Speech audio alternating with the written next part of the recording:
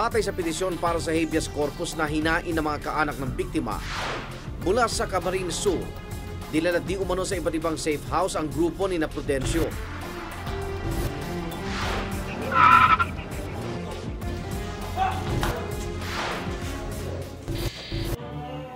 Nakasaad sa petisyon na pinagsusuntok di umano si Antonio Lacno at pilit na pinaaming kabilang siya sa NPA. Pinahirapan din di umano ang kanyang mga kasamahan. Binaboy yung pagkatao nila. Parang hindi tao yung humuli sa kanila. Para kay Nuki, malinaw kung sino ang nasa likod ng pinagdaanan ng kanyang mga magulang. Yung gobyerno, sila lang may motibo na na dukutin. Ang pamahalaan rin ang tinuturong salari ng NDFP. Well, of course, that is the claim ng NDF na ganun nga may pang-aabuso. Well, the government doesn't think so. Hindi policy ng ating pamahalaan na saktan, o mawala itong mga sinasabi nga nating miyembro ng ating pamilya. Ang tinutukoy na kasunduan ng NDFP ay ang Joint Agreement on Safety and Immunity Guarantees o JASIG.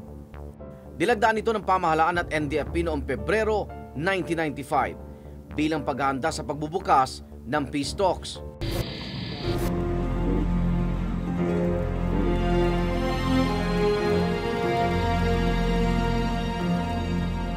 Ayon dito sa agreement na ito, ang lahat ng mga consultants ng NDF na ginagamit sa proseso ng kapayapaan ay binibigyan ng buong laya na makaikot at makakonsulta sa kanilang mga kasamahan tungkol sa pag-uusap tungkol sa kapayapaan. Sa bisa ng JASIG, ang mga NDF consultants tulad ni Prudencio hindi maaaring isailalim sa surveillance, harassment, search, arrest, detention, prosecution at interrogation. Sakop din ng immunity ang mga kasamahan, tauhan at mga taong kakausapin na mga consultant kaugnay sa peace talks. 76 ang accredited NDF consultants. Lahat sila ay ginawaran ng tinatawag na Document of Identification o ID at acknowledgement letter mula sa gobyerno. Kapag sila ay nahuli, pakita lang nila yon at hindi na sila gagalawin for as long as the JASIG is in effect. Ngunit ang puna ng isang political anthropologist, tila binaligtad ang silbi ng listahan ng mga NDF consultant. Instead of using them as a list of people guaranteed to be secure and not to be arrested, naging parang order of battle. Meaning na this list of people will now be used by the military forces in going after them. Ganito raw ang posibleng nangyari sa kaso ni Prudencio at iba pang nawawalang consultants. Alam mo, doon sa 96, actually, 21 lang ang talagang gumagamit ng sariling pangalan. Lahat alias, Kaya hindi nga ma-identify sino itong mga taong ito. Wala namang order of battle. Yun ang sabi sa amin ng militar, na hindi ito ang order of battle. It is not the policy of the armed forces of the Philippines to abduct people na walang basis, or to arrest people without basis. In fact, we are not in the business of abducting people. Number one, it's against the law. Pangalawa, since we are pursuing peace talks with the NDF, we have no reason to abduct members of the NDF. Dahil maaring maantala pa nga yung ating peace talks, kung ganito ang gagawin ng AFP. Ang nakikitang motibo na iniisip nila kung mawawalan to o makuhaan to ng mga leader, baka babagsak na ang kilusan, ang kilusang revolusyonaryo. Wala nang magpapatuloy nito. Baka ganun yung pag-iisip. Paglilinaw din ng Office of the Presidential Advisor on Peace Process o OPAP, hindi nilabag ng gobyerno ang JASIG nang malagay sa listahan ng PNP si Prudencio At that time, noong 2006, nung nangyari ito, hindi in effect ang JASIG. Suspended ng ating pamahalaan ang JASIG. Nauna nang sinuspindi ng NDFP ang peace talks noong 2004 matapos i-anunsyo ng Amerika na kabilang sa listahan ng Foreign Terrorist Organizations ang CPP-NPA. So as a result of that, sabi ng pamahalaan natin, kung hindi naman pala nag-uusap, edi yung JASIG agreement na yan, isuspend na muna natin. Ibinalik ng pamahalaan ang bisa ng JASIG noong Hulyo nitong taon. Ngunit suspendido man ang JASIG o hindi, responsibilidad pa rin daw ng gobyerno ang mga NDF consultant. Sino bang kausap ng NDF? Ng gobyerno. Di sila yung magprotekta dapat sa mga counterpart nila para tuloy-tuloy yung peace talks. Ibig sabihin, dapat accountable sila. Kung may nawawala dyan, mag-imbestiga sila. Hanapin nila. We had asked the task force USIG and the PNP to investigate and find out what's happening here. Sa inihaing petisyon para sa habeas corpus, isinama bilang mga responders ang mga matataas na opisyal ng Armed Forces of the Philippines at Philippine National Police. Ang may motibo lang naman sa pag-surveillance at pagdukot sa kanila o pag-aresto ay ang gobyerno eh. Either lang yan militar, police, o mga paramilitary groups katulad ng CAFGO. Sila yung nagpapatupad ng counter-insurgency ng gobyerno. Ngayon yung mga pagdukot ng mga taong pinaghihinangalang or suspected to be part of groups that are out to overthrow the government, for example, is not part of our task.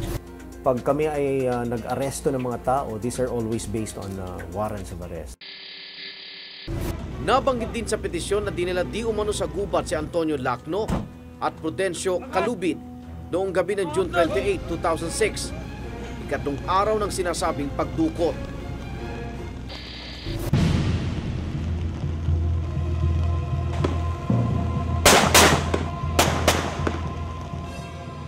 Ayon sa petisyon, nakasuot di umano ng military uniform ang mga nagdala kay Antonio at Prudencio sa gubat.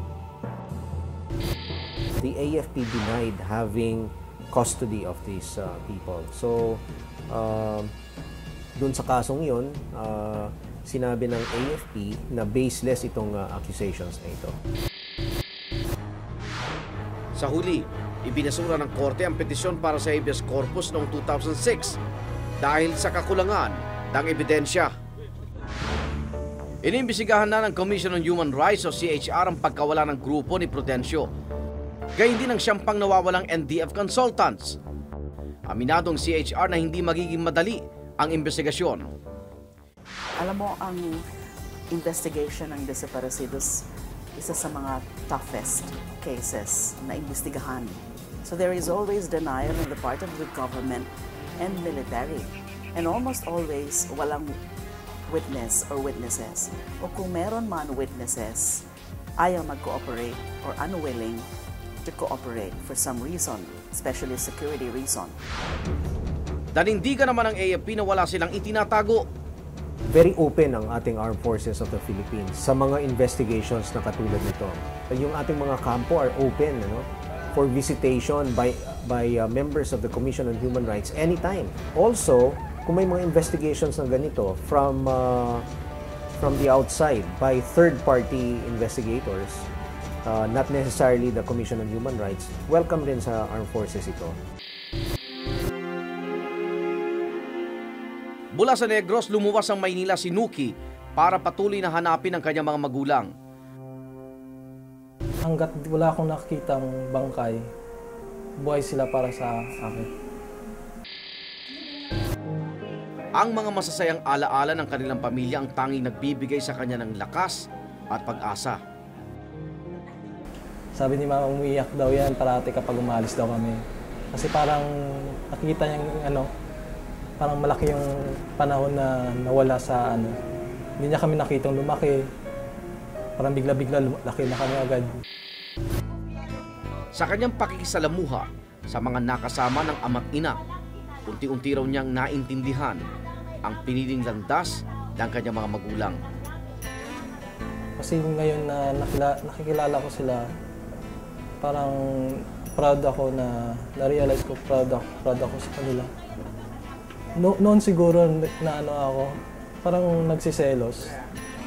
Naiinggit ako sa panahon na nagkait. Pero ngayon, na-realize ko, tama yung nila, pinaglalaban nila. Sa gitna ng batuhan ng mga akusasyon hinggil sa pagkawala ng mga NDF consultants, kapwa man nagpahayag ng sinseridad ang NDFP at gobyerno sa pagsusulong ng usapang pangkapayapaan. They had been very hurt, you know that. Government has also been very hurt, but government has to be magnanimous. No, government must be more generous. The government must be more compassionate. And that is what we are trying to show and to say to them, let's talk. Matapos ang mga tinatawag na informal talks sa pagitan ng NDFP at pamahalaan nitong Hunyo, inaasahang magtutuloy-tuloy na ang usapang pangkapayapaan. Kasabay ng pag-usad dito, sana'y mabigyang linaw na rin ang pagkawala ng mga NDF consultants para sa pagtatagumpay ng peace talks at para sa ikatatahimik ng kanilang mga mahal sa buhay. Hanggang sa susunod na Huwebes, ako naman Arnold Clavio, ang mga tanong ng kahapon, sisiyasatin ngayon dito sa Case Unclosed.